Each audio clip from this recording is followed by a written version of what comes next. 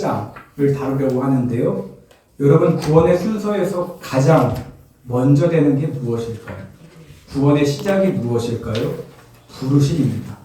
영어로는 calling이라고 하죠. 우리가 구원받을 수 있는 이유는 하나님이 우리를 부르셨기 때문입니다. 이것을 다른 말로 하면 뭐라고 할 수 있을까요? 하나님이 우리 안 불러주시면 우리는 구원받지 못했다는 거예요. 구원을 이야기할 때 우리의 공로를 0.1%도 이야기할 수 없다는 거죠. 우리는 자격이 없습니다. 공로도 없습니다. 전적인 은혜입니다. 은혜는 보상이 아니에요. 보상은 내가 무언가 했을 때 받는 거잖아요. 근데 은혜는 선물입니다. 일방적인 하나님이 주시는 선물이라는 거예요. 어떤 사람은 이렇게 말할지 모르겠어요. 믿음으로 구원받는다 라고 하는데 내가 믿은 거 아닙니까? 그러면 내가 조금이라도 공로 있는 거 아닙니까? 물론 내가 믿었다라고 볼 수 있는데요. 근데 정말 내가 믿은 걸까요? 가만히 생각해보고 돌이켜보면 하나님께서 믿을 수 있도록 우리를 불러주시는 거예요. 책은 이것을 참 멋있게 이야기했는데요. 부르심에 대한 정의, 우리 다 같이 읽도록 하겠습니다. 시작. 부르심이란 내가 하나님을 믿을 수 있도록 하나님이 먼저 나의 마음을 여시는 일이다. 그래서 구원의 출발이다. 내가 믿은 것 같지만 하나님이 먼저 우리의 마음을 여시는 거예요. 그리고 불러주신 겁니다. 그래서 믿을 수 있다는 거예요. 이건 여러분 바로 깨달을 수 없습니다. 지금 듣고도 이게 무슨 말이야? 라고 생각하는 집사님들 계실 수 있는데요. 이것은 시간이 필요해요. 시간이 지나면 점차 은혜였구나 라는 것을 깨닫게 됩니다. 어떤 사람은 이렇게 말해요. 저는 모태신앙인데요. 태어나 보니 독실한 기독교 집안에서 태어났는데 이게 뭡니까? 그것은 그 사람의 환경이에요. 그런 집안에서 태어난 것은 그 사람의 복입니다. 그러나 그렇게 하신 분은 하나님이고 그곳에서도 나를 찾아주시고 불러주신 분이 하나님이라는 거예요. 여러분, 기독교 집안에서 자랐다고 하나님이 나를 무조건 불러주시는가? 아니에요. 좋은 환경이 좋은 신앙으로 이어질 가능성은 굉장히 높지만 꼭 그런 것도 아니거든요. 제가 목사님 아들인데요. 튕겨나가고 방황하는 목사님 아들 굉장히 많이 봤습니다. 장로님 자녀라고 다를까요? 장로님 자녀라고 신앙이 좋은 것만은 아닙니다. 하나님은 내 안에 있는 근거나 환경 때문에, 자격 때문에 부르시는 분이 아닙니다. 나는 자격이 없지만 하나님이 나를 사랑하셨기 때문에 불러주신 것이지, 내가 목사님 아들이라고, 내가 장로님 아들이라고, 내가 누구의 자녀라고 불러주신 것 아니라는 거예요. 그래서 이것을 아는 사람은 절대 교만할 수가 없는 거죠. 하나님이 나를 불러주셨다라는 사실만으로 감사하게 되는 거예요. 그래서 비기독교인들을 보면서 우월감을 느끼지 않습니다. 난 구원받은 사람이야. 너는 지옥 갈 사람이야. 그렇게 생각하지 않고 정죄하지 않아요. 예수 믿지 않은 사람들을 보면서 긍휼한 마음은 같지만 그렇다고 낮게 보지 않습니다. 낮게 본다면 그 사람의 신앙은 잘못된 거예요. 왜요? 나도 자격이 없었으니까. 자격 없는데 불러주신 건데 내가 어떻게 내가 우월하다고 이야기할 수 있겠냐는 거예요. 그런데 하나님은 우리를 왜 부르셨을까요? 왜라는 질문을 한다는 건 이유를 묻는 거겠죠. 하나님이 우리를 부르신 이유가 있습니다. 안타깝지만 처음부터 그 이유를 알 수가 없어요. 아브라함도 몰랐잖아요.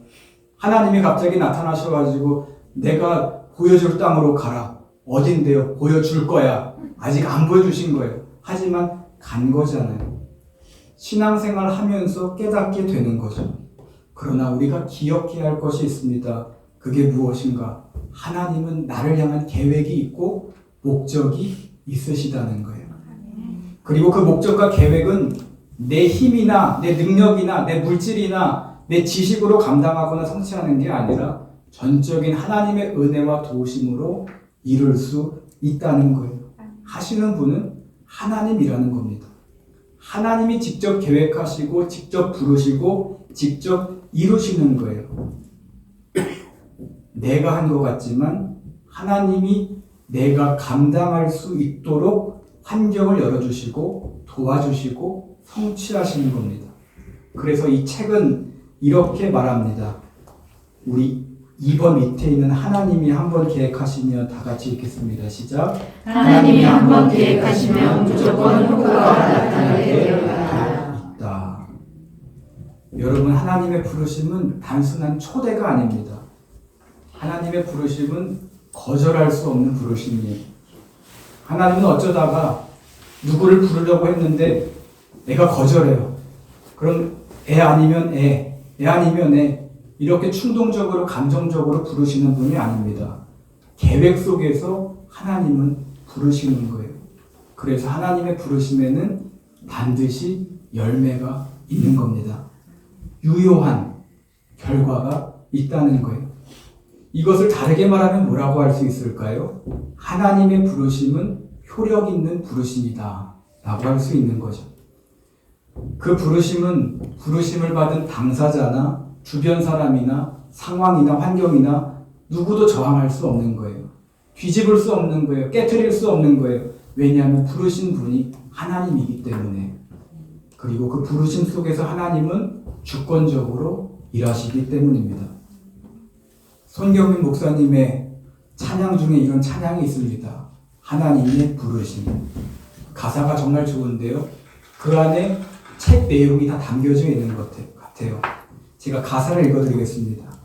하나님의 부르심에는 후회하심이 없네. 내가 이 자리에 선 것도 주의 부르심이라. 하나님의 부르심에는 결코 실수가 없네.